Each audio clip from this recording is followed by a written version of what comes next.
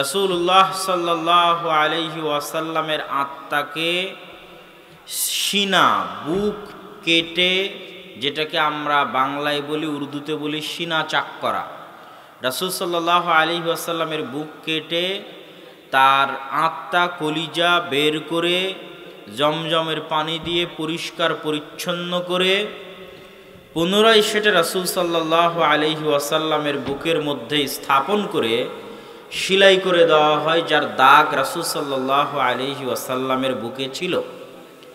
এই যে আল্লাহর রাসূলের আত্মাকে, নফসকে জমজমের পানি দিয়ে পরিষ্কার করা হলো, এই পরিষ্কার পরিচ্ছন্নতা মহা গুরুত্বপূর্ণ।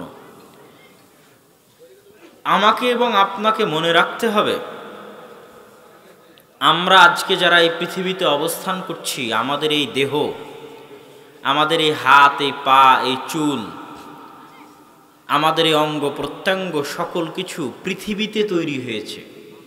মায়ের পেটে যখন আমাদের নিথর দেহ ছিল, গোশতের টুকরা, গোশতের পিণ্ড ছিল, তখন ওই মায়ের পেটে তৈরি হওয়া, দুনিয়াতে তৈরি হওয়া, মায়ের পেটে তৈরি হওয়া ওই নিথর দেহ গোশতপিণ্ডের মধ্যে ৪৪ দিন আল্লাহর পক্ষ থেকে নির্ধারিত ফেরেশতা নির্ধারিত দিনে মায়ের পেটে আসমান থেকে নিয়ে আসা রূহ ফুঁকে দিয়ে যায়।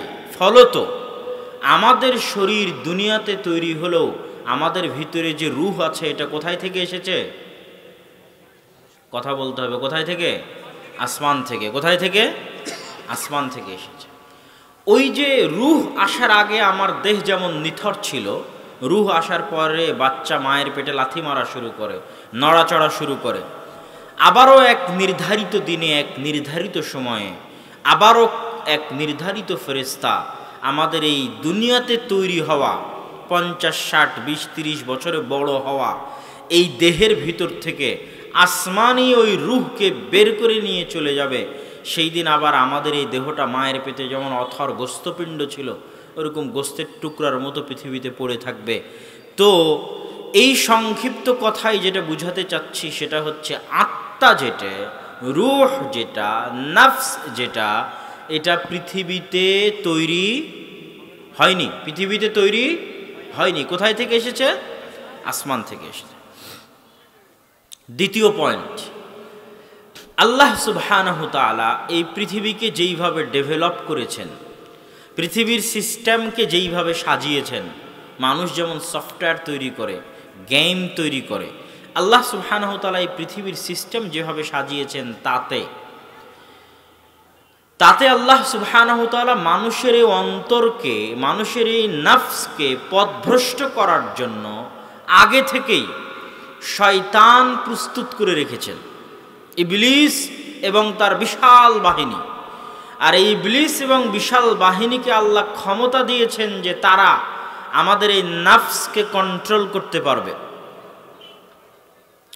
আল্লাযী ইউওয়াসওয়িসু ফি সুদুরিন নাস, সবার মুখস্থ আছে সূরা নাসের মধ্যে। ওই শয়তান থেকে পরিত্রাণ চাই, যেই শয়তান মানুষের অন্তরে, মানুষের হৃদয়ে, মানুষের নফসে ওয়াসওয়াসা দিতে পারে। আমি আপনাকে যদি কোনো কথা বলতে চাই, কানে কানে বলতে হবে। আমার এই ক্ষমতা নাই যে ডাইরেক্ট আপনার অন্তরের মধ্যে একটা কথা দিয়ে দিব। এই পাওয়ার আমার নাই, আমার স্ত্রীর নাই, আমার ছেলের নাই, আমার মেয়ের নাই, আমার বাপের নাই, আমার মায়ের নাই। এই ক্ষমতা পৃথিবীর কারো নাই যে আমার অন্তরে আপনি একটা কথা দিবেন অথবা আমি আপনার অন্তরে দিব। পসিবল নয়। হয় আমাকে কলমে লিখে আপনাকে চিঠি লিখতে হবে, না হয় টেক্সট করতে হবে, না হয় মুখে বলতে হবে, যেটা কান দিয়ে, ব্রেন দিয়ে ভিতরে প্রবেশ করবে। আর আল্লাহ শয়তানকে এই ক্ষমতা, এই পাওয়ার দিয়েছে যে শয়তান আমাদের নফসকে কন্ট্রোল করতে পারে। তাহলে পৃথিবীর শুরুতেই, মানব সৃষ্টির শুরুতেই যেই নফস নিয়ে আমরা পৃথিবীতে জীবন যাপন করছি, এই নফসের উপর কন্ট্রোল করার ক্ষমতা আল্লাহ কাকে দিয়েছে? শয়তানকে দিয়েছে। এর অসংখ্য অগণিত দলিল আছে। কেন আমাদের আত্মাকে পরিশুদ্ধ করতে হবে তার প্রয়োজনীয়তা বলতে গিয়ে আগের ভূমিকা স্বরূপ বলে নিচ্ছে। তো অসংখ্য অগণিত দলিল আছে যে শয়তান আমাদের নফসকে কন্ট্রোল করতে পারে। দলিল, রাসূলুল্লাহ সাল্লাল্লাহু আলাইহি ওয়াসাল্লাম বলেছেন, মা মিন মাউলুদিন ইল্লা ইয়ামাসসুহু শাইতান, এমন কোন আদম সন্তান পৃথিবীতে জন্ম নেয়নি যে আদম সন্তানের জন্মের পরে শয়তান তার গায়ে হাত লাগায়নি। হাত্তা ইয়াস্তাহিল্লা সারিখা, শয়তান যখন আদম সন্তানের জন্মের পরে তার গায়ে হাত লাগায় তখন ওই ছোট বাচ্চা চিৎকার করে কেঁদে ওঠে। এবং শয়তানের এই হাত লাগানো কৃত্রিম নয়, প্রকৃত, সত্যি, রিয়ালি। শয়তান আদম সন্তান জন্মের পরে তার গায়ে হাত লাগায়, তখন ওই আদম সন্তান চিৎকার করে কেঁদে ওঠে শয়তানের স্পর্শে। রাসূলুল্লাহ সাল্লাল্লাহু আলাইহি ওয়াসাল্লাম বলছেন, ইল্লা মারিয়াম ওয়া ইবনুহু ঈসা, তবে মারিয়াম এবং তার সন্তান ঈসা আলাইহিস সালাতু ওয়াস সালামের জন্মের পরে শয়তান তাদের গায়ে স্পর্শ করেনি। মারিয়াম এবং ঈসা ব্যতীত পৃথিবীর প্রত্যেক মানুষ, সৎ, পরহেজগার, আল্লাহওয়ালা, নবী রাসূল, সকলের জন্মের পরে শয়তান তাদের গায়ে স্পর্শ করেছে। এটা হচ্ছে মানুষের সাথে শয়তানের চিরন্তন সম্পর্কের প্রমাণ আল্লাহ রাসূলের পক্ষ থেকে। 2, রাসূলুল্লাহ সাল্লাল্লাহু আলাইহি ওয়াসাল্লাম বলছেন, এমন কোন আদম সন্তান নেই ইল্লা ওয়ালাহু কারিনান, যেই প্রত্যেক আদম সন্তানের 2 জন করে বন্ধু আছে। কারিনুম মিনাল মালাইকা ওয়া কারিনুম মিনাশ শাইতান, একটা বন্ধু হচ্ছে ফেরেশতা বন্ধু, আর একটা বন্ধু হচ্ছে শয়তান বন্ধু। যত খারাপ কাজের কথা অন্তরে জাগ্রত হয়, প্রত্যেকটা খারাপ কাজ শয়তান আমাদের অন্তরে দেয়। শয়তানের অস্তিত্ব এতটা বাস্তব, এতটা বাস্তব, এতটা বাস্তব যে রাসূলুল্লাহ সাল্লাল্লাহু আলাইহি ওয়াসাল্লাম উদাহরণ দিতে গিয়ে বলছেন, যখন কোনো মানুষ ফজরে ঘুম থেকে ওঠার চেষ্টা করে তখন শয়তান তার কাঁধের কাছে গিয়ে 3টা গিট দেয়, গিরহ দেয়, দিয়ে তাকে বলে, নাম নাম নাম, ঘুমাও ঘুমাও ঘুমাও, ইন্নাল লাইলা লাতাবিল, নিশ্চয় রাত এখনো অনেক লম্বা, এত তাড়াতাড়ি উঠার কি প্রয়োজন আছে। মানে বাস্তব উদাহরণ দিচ্ছে রাসূল সাল্লাল্লাহু আলাইহি ওয়াসাল্লাম, যে আমি ঘুম থেকে ফজরের সময় উঠার সময় আমার মনের মধ্যে যে কথা জাগতেছে, এই শীতের রাতে কেন উঠব, এত সুন্দর লেপের কম্বলের গরম ছেড়ে দিয়ে ওই ঠান্ডা পানি দিয়ে কেমনে ওযু করব, অতএব আরেকটু আরাম করি, আরেকটু ঘুমাই। আমার মনের মধ্যেই যে কথাটা জাগতেছে এটা আমার কথা নয়, এটা কার কথা? একটু জোরে বলেন, কার কথা? কে বলছে? রাসূল সাল্লাল্লাহু আলাইহি ওয়াসাল্লাম। কিন্তু আমি কি মনে করি? আমার কথা। আমি হয়তো আমার আরামের জন্য, আমার শান্তির জন্য, আমার বিনোদনের জন্য ঘুমাচ্ছি। ঠিক প্রত্যেকটা পাপ কাজ একই অবস্থা। শয়তান শপথ করেছে, ওয়ালা উযিল্লান্নাহুম ওয়ালা উমান্নিয়ান্নাহুম, চ্যালেঞ্জ করেছে আল্লাহ সুবহানাহু ওয়া তাআলার সাথে, যে আদম সন্তানকে সিজদা না করার কারণে আমি জাহান্নামী, ওই আদম সন্তানের যদি সকল আদম সন্তানকে জাহান্নামে নিয়ে যেতে পারি তো তার জন্য আমি চেষ্টা করব। এটা আমার যুদ্ধ, এটা আমার চ্যালেঞ্জ। জান প্রাণ বাজি রেখে প্রত্যেকটা আদম সন্তানকে পথভ্রষ্ট করার চেষ্টা করব। তখন আল্লাহ সুবহানাহু ওয়া তাআলা পাল্টা চ্যালেঞ্জ দিয়েছে, তুমি সারা দিন পরিশ্রম করে যদি আদম সন্তানকে গুনাহ করাও, আর আদম সন্তান দিন শেষে এসে যদি বলে, আল্লাহ গো আমাকে ক্ষমা করে দেন, আমি তোমার ওই চেষ্টার উপর পানি ঢেলে দিয়ে আদম সন্তানের গুনাহ ক্ষমা করে দেব। তুমি জাহান্নামে নিয়ে যাওয়ার জন্য চ্যালেঞ্জ দিয়েছো, গুনাহ করানোর চ্যালেঞ্জ, আমি ক্ষমার চ্যালেঞ্জ দিয়েছি, তবে আদম সন্তানকে ক্ষমা চাইতে হবে। শয়তান গুনাহ করাবে আর আল্লাহ সুবহানাহু ওয়া তাআলা বসে আছেন, আপনি ক্ষমা চাইবেন। শয়তানের বিরুদ্ধে চ্যালেঞ্জ দিয়ে আল্লাহ আপনাকে ক্ষমা করে জান্নাতে নিয়ে যেতে চায়। আল্লাহু আকবার। সম্মানিত উপস্থিতি, তাহলে শয়তানের অস্তিত্বের বাস্তবতা কতটা ভয়াবহ, কতটা ভয়ঙ্কর। এই যে পবিত্র কোরআন আমার সামনে আছে, এই পবিত্র কোরআনের শুরু থেকে নিয়ে শেষ পর্যন্ত আপনাকে চ্যালেঞ্জ দিলাম, আপনি পড়বেন আল্লাহ সুবহানাহু ওয়া তাআলা কাকে আমাদের সবচেয়ে বড় শত্রু বলছে। আল্লাহ সুবহানাহু ওয়া তাআলা পবিত্র কোরআনে অসংখ্য অগণিতবার বলেছে, ইন্নাশ শাইতানা লাকুম আদুউম মুবিন, শয়তান তোমাদের মহাশত্রু। লা তাত্তাবিউ খুতুওয়াতিশ শাইতান, তোমরা শয়তানের পদাঙ্ক অনুসরণ করিও না। আমরা মনে করি একজন সালাফ বলছেন, তিনি বলছেন মাইয়াগতাবানি লাইসা বিআদুউই, যে ব্যক্তি আমার গীবত করে ও আমার শত্রু নয়। মাইয়াত্তাহিমুনি লাইসা বিআদুউই, যে ব্যক্তি আমাকে অপবাদ দেয় ও আমার শত্রু নয়। মাইয়াখুযু মিন্নি মালি লাইসা বিআদুউই, যে আমার ধন সম্পদ ছিনিয়ে নেয় ও আমার শত্রু নয়। আমি যখন আল্লাহর আনুগত্যে থাকি তখন যে আমাকে আল্লাহর আনুগত্য থেকে জাহান্নামের রাস্তায় নিয়ে যাওয়ার চেষ্টা করে ও হচ্ছে আমার আসল শত্রু। এটার কথাই আল্লাহ কোরআনে বলেছে। এই আমেরিকা, ভারত, ইসরায়েল এগুলো আপনার বড় শত্রু, এই কথা আল্লাহ সুবহানাহু ওয়া তাআলা বলেননি। কে আপনার সবচেয়ে বড় শত্রু? কেন শয়তান বড় শত্রু জানেন? আপনি ধরেন বিশাল, আজকে আপনার এখানে বিশাল লিল্লাহি তাকবীর দিয়ে একটা জাজবাওয়ালা একটা বক্তব্য দিয়ে দিলাম ইসরায়েলের বিরুদ্ধে। বক্তব্য ঠিক, কথা যৌক্তিক, আপনার রক্ত গরম হলো, আমার রক্ত গরম হলো, সুন্দর বক্তব্য দিলাম। কিন্তু ইসরায়েলের সাথে কবে যুদ্ধ হবে, আদৌ যুদ্ধ হওয়ার সম্ভাবনা আছে কিনা এর কি গ্যারেন্টি আছে? কিন্তু 24 ঘন্টা কার সাথে যুদ্ধ হচ্ছে? প্রতি সেকেন্ডে কে আমাকে পথভ্রষ্ট করার চেষ্টা করছে?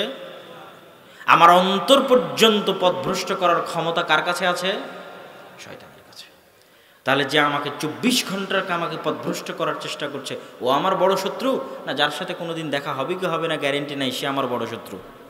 যে 24 ঘন্টা আমাকে পথভ্রষ্ট করার চেষ্টা করছে ও আমার বড় শত্রু।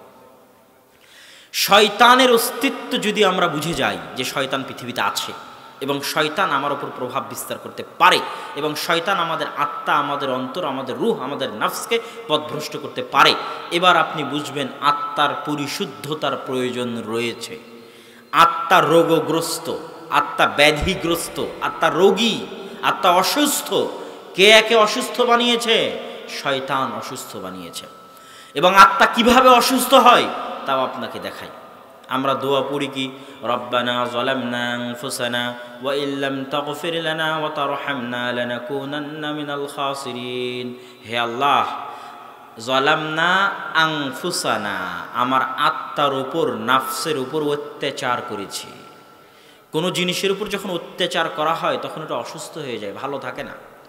আমরা দোয়ার মধ্যে বলছি যে আল্লাহ গো আমরা অত্যাচার করেছি। কেমনে অত্যাচার হয়? দোয়া মাসুরার মধ্যে বলছেন আল্লাহুম্মা ইন্নী যালামতু নাফসি, আল্লাহ আমি অত্যাচার করেছি। আমরা আমাদের নাফস, আত্মার উপর অত্যাচার করেছি। কেমনে আপনি আপনার আত্মা এবং নাফসের উপর অত্যাচার করলেন? দেখেন রাসূলুল্লাহ সাল্লাল্লাহু আলাইহি ওয়াসাল্লাম এই অত্যাচারের ধরন বর্ণনা করেছেন যে কিভাবে আমরা নাফসের উপর অত্যাচার করি। তিনি বলেন, ইন্নাল আবদা ইযা আখতা খাতিআতান, যখন কোনো বান্দা একটা গুনাহ করে, নুকিতাত ফি কলবিহি নুকতাতান সাউদা, তখন তার হৃদয়ের উপর একটা কালো দাগ পড়ে যায়। জালামনা, অত্যাচার হচ্ছে অন্ধকার, জুলম অন্ধকার, জুলমা অন্ধকার, কালো অন্ধকার, অত্যাচার অন্ধকার। যখন মানুষ কোনো গুনাহ করে তখন তার হৃদয়ের উপর একটা কালো দাগ পড়ে যায়। ফাস্তাগফারা ওয়া তাবা, যদি তওবা করে, ইস্তেগফার করে, অন্তর আগের অবস্থায় ফিরে যায়। আর যদি তওবা ইস্তেগফার না করে তাহলে কালো দাগ বাড়তে বাড়তে বাড়তে বাড়তে পবিত্র কোরআনে আল্লাহ সুবহানাহু ওয়া তাআলা বলেছেন, কাল্লা বাল রানা আলা কুলুবিহিম খাতামাল্লাহু আলা কুলুবিহিম, কালো কুচকুচে হয়ে আল্লাহ সুবহানাহু ওয়া তাআলার পক্ষ থেকে মোহর মারা হয়ে যায়। একদম নিষিদ্ধ যে সেখানে কোনো দিনের কথা, হকের কথা প্রবেশ করবে এরকম কোনো সুযোগ থাকে না, রাস্তা বন্ধ হয়ে যায়। এই কথা রাসূলুল্লাহ সাল্লাল্লাহু আলাইহি ওয়াসাল্লাম বলেছেন। এইভাবে প্রত্যেকটা কালো দাগ এই হৃদয়ের উপর একটা অত্যাচার। সম্মানিত উপস্থিতি, আত্মার বিশুদ্ধতার যে গুরুত্ব আছে, প্রয়োজনীয়তা আছে, এ কথা স্বয়ং রাসূল বলেছেন, এ কথা স্বয়ং আল্লাহ সুবহানাহু ওয়া তাআলা বলেছেন। দলিল, আল্লাহ সুবহানাহু ওয়া তাআলা পবিত্র কোরআন মাজিদে বলছেন, ক্বাদ আফলাহা মান তাযাক্কা, ওই ব্যক্তি সফল কাম যে তার আত্মাকে পরিশুদ্ধ করল। ওই ব্যক্তি সফল কাম যে তার আত্মাকে পরিশুদ্ধ করল।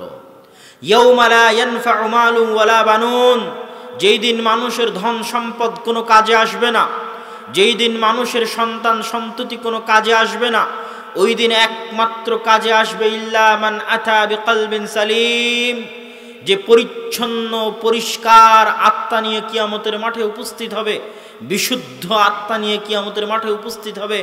একমাত্র বিশুদ্ধ পরিচ্ছন্ন আত্মাই কিয়ামতের মাঠে মানুষের কাজ দিতে পারে, মানুষের উপকার করতে পারে।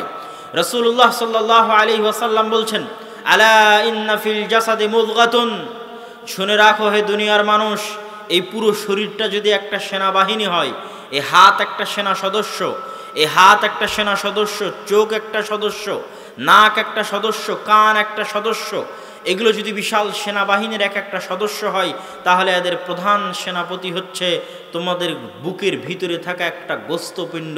ফাইন সালুহাত সালুহা সাইরুল জাসাদ, যদি এই গোস্তপিণ্ডটা সৎ হয়ে যায়, পরিষ্কার পরিচ্ছন্ন হয়ে যায়, তাহলে বাকি যে সদস্য আছে এরাও ঠিক হয়ে যাবে। আর এটা যদি কলুষিত হয়, নোংরা হয়, অপরিষ্কার অপরিচ্ছন্ন ময়লা হয়ে যায়, তাহলে বাকি অঙ্গ প্রত্যঙ্গ কোনোদিন ঠিক থাকতে পারবে না। কেননা বাকি অঙ্গ প্রত্যঙ্গ এই হৃদয়ের কথাই চলে, এর আদেশে চলে, এর অনুসরণে চলে। অতএব তোমাদের জন্য জরুরি কর্তব্য হচ্ছে এটাকে পরিচ্ছন্ন করা, এটাকে পরিশুদ্ধ করা, এটাকে প্রশিক্ষিত করা। সম্মানিত উপস্থিতি, আল্লাহ সুবহানাহু তাআলা পবিত্র কোরআন মাজিদে মানুষের আত্মার পরিশুদ্ধতার গুরুত্ব বলতে বলতে এই পর্যায়ে বলেছেন যে রাসূলকে পাঠানোই হয়েছে সাহাবীদের আত্মাকে বিশুদ্ধ করার জন্য। আল্লাহ রাসূলের আত্মা তো আল্লাহ জিবরাইল দিয়ে জমজমের পানি দিয়ে পরিষ্কার করে দিলেন, সাহাবীদের আত্মাকে কে বিশুদ্ধ করবে? রাসূল সাল্লাল্লাহু আলাইহি ওয়াসাল্লাম বিশুদ্ধ করবেন। যেমন আল্লাহ সুবহানাহু ওয়া তাআলা পবিত্র কোরআন মাজিদে বলছেন, হুয়াল্লাযী বা'আসা ফিল উম্মিয়িনা রাসূলা, সেই সত্তা যিনি তোমাদের মধ্যে রাসূলকে প্রেরণ করেছেন। কেন জানো? ইয়াতলু আলাইহিম আয়াতিহি, আল্লাহর কিতাব কোরআন থেকে তোমাদের মাঝে আয়াত পড়ে শোনাবে, ওয়া ইউযাক্কিহিম, এবং তোমাদের আত্মাকে পরিচ্ছন্ন করবে, বিশুদ্ধ করবে, পরিষ্কার করবে। এই জন্য তোমাদের মধ্যে পাঠানো হয়েছে। সকল কিছুর মূল হচ্ছে আমাদের আত্মা, আমাদের হৃদয়, আমাদের রূহ। সম্মানিত উপস্থিতি, যেহেতু সকল কিছুর মূল আমাদের আত্মা, আমাদের হৃদয়, আমাদের রূহ এবং আমাদের যাবতীয় দুনিয়াবী এবং পরকালীন সফলতার মূল ভিত্তি আমাদের রূহ, আমাদের নফস, এবং যেহেতু শয়তান আমাদের শত্রু এবং শয়তানের কন্ট্রোল ক্ষমতা আছে আমাদের রূহের উপর, নফসের উপর, এবং 24 ঘন্টা শয়তান আমাদেরকে পথভ্রষ্ট করতেছে, সেহেতু আমাদের কি প্রয়োজন নেই যে আমরা শয়তানের বিরুদ্ধে যুদ্ধ করার জন্য আমাদের এই রূহ, আমাদের এই নফস, আমাদের এই আত্মাকে পরিশুদ্ধ করব? প্রয়োজন আছে না নাই? আমাদের আত্মাকে প্রশিক্ষিত করব, প্রয়োজন আছে না নাই? আছে। তাহলে কিভাবে আমরা আমাদের আত্মাকে পরিষ্কার করব, পরিচ্ছন্ন করব, প্রসিদ্ধ করব, প্রশিক্ষিত করব? এ বিষয় দেখি রাসূলুল্লাহ সাল্লাল্লাহু আলাইহি ওয়াসাল্লাম কি বলেন এবং আল্লাহ সুবহানাহু তাআলা কি বলেন। সম্মানিত উপস্থিতি, আত্মাকে পরিশুদ্ধ করার ক্ষেত্রে 1 নাম্বার জরুরি কর্তব্য, রূহ নফসকে পরিশুদ্ধ করার ক্ষেত্রে 1 নাম্বার জরুরি কর্তব্য তাওহীদ। এই আত্মার সবচেয়ে বড় সমস্যা হচ্ছে এই আত্মা দাসত্ব পছন্দ করে, ভীত সন্ত্রস্ত হয়ে যায়। কেননা আল্লাহ সুবহানাহু ওয়া তাআলা আমাদের ভীত করেই সৃষ্টি করেছেন। ইন্নাল ইনসানা খুলিকা হালুআ, মানুষ হচ্ছে ভীত জীব, সন্ত্রস্ত জীব। যেহেতু আমরা ভীত সন্ত্রস্ত, এই জন্য আমরা দাসত্ব গ্রহণ করি খুব দ্রুত, এবং পৃথিবীর প্রতিটা মানুষই, প্রতিটা আত্মায় দাস, গোলাম। কিভাবে? যেমন আপনাকে যদি বলি যে এই চাকরিটা হারাম চাকরি, ছাড়তে হবে, আপনি বলবেন যে হারাম চাকরি ছাড়ে যদি বেতন বন্ধ হয়ে যায়, ইনকাম বন্ধ হয়ে যায়, আমার ছেলে মেয়েকে আমি খাওয়াবো কি? তাহলে আপনি দাস, গোলাম, সৎ সাহস নেই, আপনার হৃদয় বিক্রি হয়ে গেছে কিসের কাছে? টাকার। কিসের কাছে? টাকার কাছে। বলেন মুখে দাড়ি রাখলে চাকরি বাদ হয়ে যাবে, তাহলে রিজিকের ভয়ে আপনি দাড়ি কেটে ফেলেছেন। তাহলে এই যে ভীত সন্ত্রস্ততা, এই যে দাসত্ব, এই দাসত্বটা হচ্ছে টাকার কাছে দাসত্ব, হীনম্মন্যতা। এরকম প্রত্যেকটা লেভেলে আমাদের অন্তরে দাসত্ব আছে। যেমন আমি ক্ষমতা ছাড়তে পারছি না, কেন? আমি হচ্ছে ক্ষমতার দাস, গোলাম। আবু বকর রাদিয়াল্লাহু তাআলা আনহু এরকম শত দাসত্বের উপরে ছিলেন। তিনি 100 বার ক্ষমতা ছাড়তে রাজি, 100 বার ক্ষমতা গ্রহণ করতে রাজি, যদি রাসূলুল্লাহ সাল্লাল্লাহু আলাইহি ওয়াসাল্লাম এবং পবিত্র কোরআনের কোনো আদেশে হেরফের হয়, ওই ক্ষমতায় উনি থাকতে ইচ্ছুক নন। কেননা উনি গোলাম বা দাস নন, ওইভাবে তার আত্মাকে উনি পরিশুদ্ধ করেছে। আমরা কেউ মোবাইলের গোলাম, কেউ ফেসবুক ইউটিউব টুইটারের গোলাম, কেউ বিড়ি সিগারেটের গোলাম, কেউ মদের গোলাম, কেউ জুয়ার গোলাম, কেউ খেলা দেখার গোলাম, কেউ ভিডিও গেমের গোলাম। যেইটা ছাড়া মনে হয় যে আমি বাঁচতে পারি না, অথচ এটা ক্ষতিকর, তারপরেও আমি করছি, তো নিশ্চিত জেনে রাখবেন আমি ওটার গোলাম। তাহলে আমাদের এই অন্তরের মধ্যে দাসত্ব আছে। সবচেয়ে বড় দোষ, সবচেয়ে বড় ত্রুটি যেটা শয়তান আমাদের অন্তরে বিস্তার করে রেখেছে, সেটা যে শয়তান কোনো না কোনোভাবে চায় যে আমরা তার গোলাম হই, আমরা তার দাস হই, তার দাসত্ব গ্রহণ করি। ইবাদুশ শয়তান, সব শয়তানের দাসত্ব গ্রহণ করুক, এটা শয়তান চায়। তাহলে প্রথম মুক্তি আপনার এই আত্মাকে দিতে হবে, দাসত্ব থেকে মুক্তি দিতে হবে। এই রূহকে পৃথিবীর সকল দাসত্ব থেকে আজাদ করতে হবে, অনেক উপরে উঠাতে হবে। যত উপরে উঠলে টাকাকে আর টাকা মনে হয় না, যত উপরে উঠলে ক্ষমতাকে আর ক্ষমতা মনে হয় না, যত উপরে উঠলে পৃথিবীর কোনো বাধাকে আর বাধা মনে হয় না, যত উপরে উঠলে পৃথিবীর কোনো শক্তিকে আর শক্তি মনে হয় না, যত উপরে উঠলে পৃথিবীর কোনো কিছুকেই আল্লাহ সুবহানাহু ওয়া তাআলার জাত এবং সিফাতের সামনে তুচ্ছ থেকে তুচ্ছ তুল্য মনে হয়, এবং নিজেকে পৃথিবীর তখন মানুষ সকল কিছুর উপরে নিয়ে যেতে পারে, পৃথিবীর সকল ক্ষমতার উপরে, সকল সৃষ্টিজীবের উপরে, সকল বস্তুর উপরে, সকল কিছুর উপরে উঠে যায়। কেননা তখন ও তার আত্মাকে দাসত্ব থেকে আজাদি দেয়, দাসত্ব থেকে মুক্তি দেয়। সেটা হচ্ছে তাওহীদ, কালিমাতু লা ইলাহা ইল্লাল্লাহ। তবে অনুধাবন করে বুঝে, সবাই তো কালেমা পড়েছে, তারপরও গোলাম। কেন? কালেমার অর্থ তারা জানে না, আল্লাহকে তারা চিনে না, আল্লাহ কে এ সম্পর্কে তাদের জ্ঞান নেই। এই জন্য আমার ওই বক্তব্য শুনতে হবে, আল্লাহ কে, আল্লাহ কাকে বলে, আল্লাহর পরিচয়, তাওহীদ কি, বিস্তারিত আলোচনা করা আছে বক্তব্যের মধ্যে। সেটা শুনলে আপনি আপনার আত্মাকে শয়তানের দাসত্ব এবং পৃথিবীর আর যত শয়তানের অস্ত্রপাতি আছে, এই যে মদ, জুয়া, নারী, টাকা পয়সা, ধন দৌলত, ক্ষমতা, রুজি রুটির ভয়, এগুলো সকল দাসত্ব থেকে আপনি উপরে উঠবেন। রুজির ভয় দেখানো শয়তানের কাজ। আল্লাহ কোরআনে বলেছে যে শয়তান তোমাদেরকে কিসের ভয় দেখাবে? রুজির ভয় দেখাবে। কেন? আমরা দুর্বল।